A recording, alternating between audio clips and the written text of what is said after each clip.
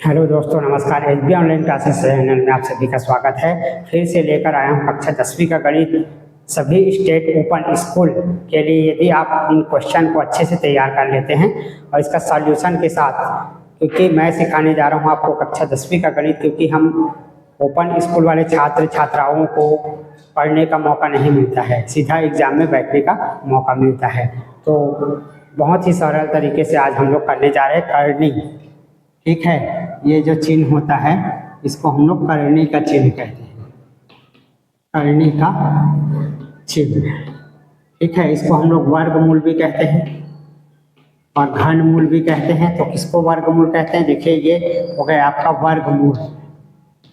ठीक है, यदि हम इसमें करनी का घात 2 लगा हुआ है, करनी का घात 2, यहाँ पर यदि 3 लिख दूँ तो हो जाएगा घनमूल। इसमें करनी का घात 3 है।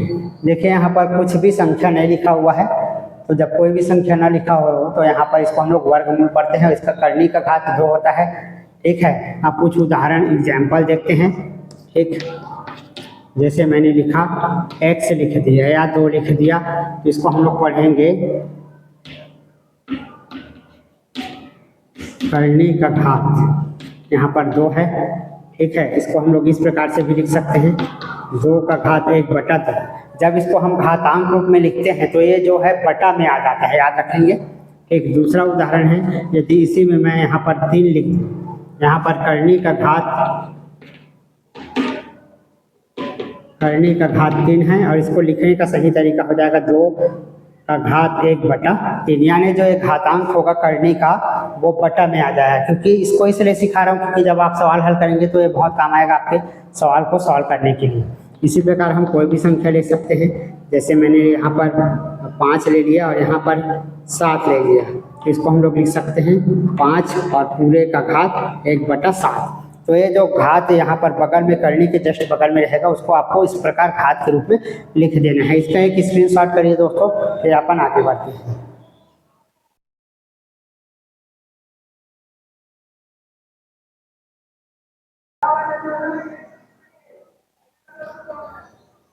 करनी का गुणा कैसे करना है, ठीक है, क्योंकि इसको सीखना बहुत जरूरी है।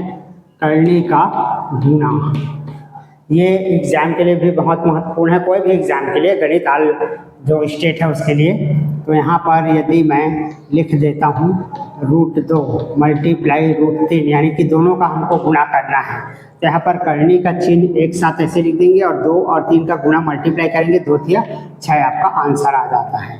ठीक है, इसी प्रकार हम कोई और ले लेते हैं। मान लो √2 और √2 ले लिया, तो यहाँ पर इसका डबल जोड़ा बन रहा है। इस प्रकार से देखिए ध्यान से, जब डबल जोड़ा बने इस प्रकार से, है ना, 2 का जोड़ा है ना, तो यहाँ पर हमें दोनों जोड़ा में से एक को बाहर निकाल देते हैं जिसका आंसर 2 होगा। इसको हम इस तरह से भी हल कर सकते हैं, है ना, 2 का घात 2 लिख देंगे और √2।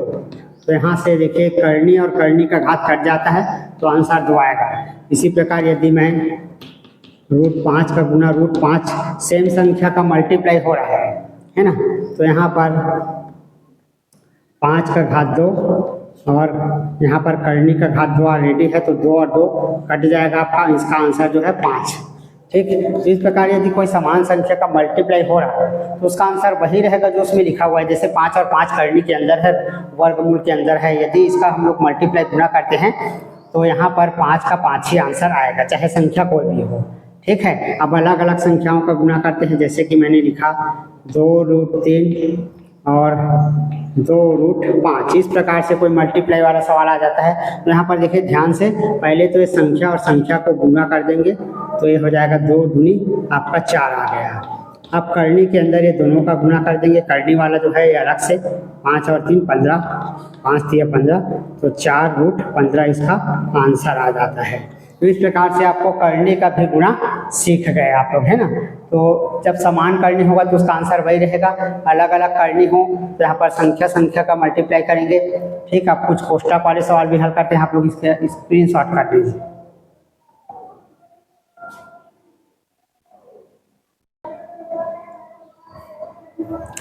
दोस्तों अभी हम लोग सिर्फ सीख रहे हैं, है ना। अभी सवाल मैंने शुरू नहीं किया है, क्योंकि सिखाना बहुत जरूरी होता है सवाल करने से पहले।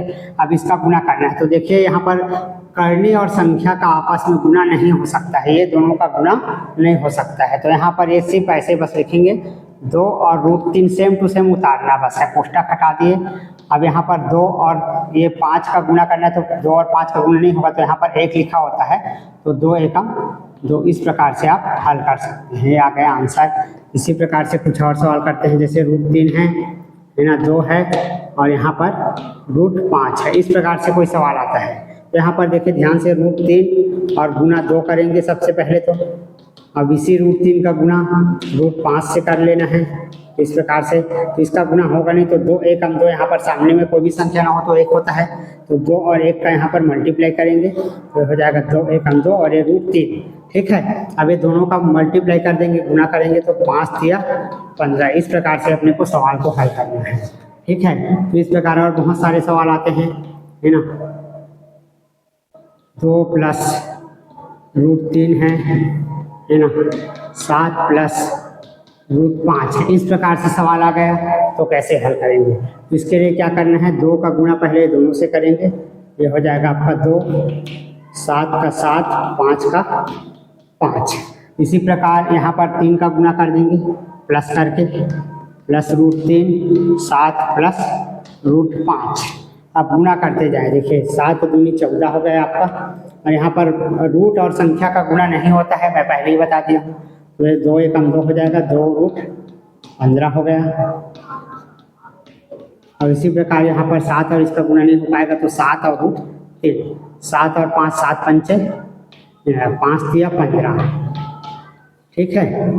तो यहाँ पर ये दोनों करनी समान है, इसलिए इसको हल कर लेंगे। 14 प्लस, है ना, यहाँ पर 7 √3 लिख लेंगे पहले, ठीक। अब 2 और 7 को जोड़ेंगे, 2 और 1 लिखा हुआ है, कुछ ना हो तो 1 होता है, तो 2 और 1 3 √15, ठीक। तो इस प्रकार से कुछ सवाल है, मैंने गुना वाले सवाल को कराया।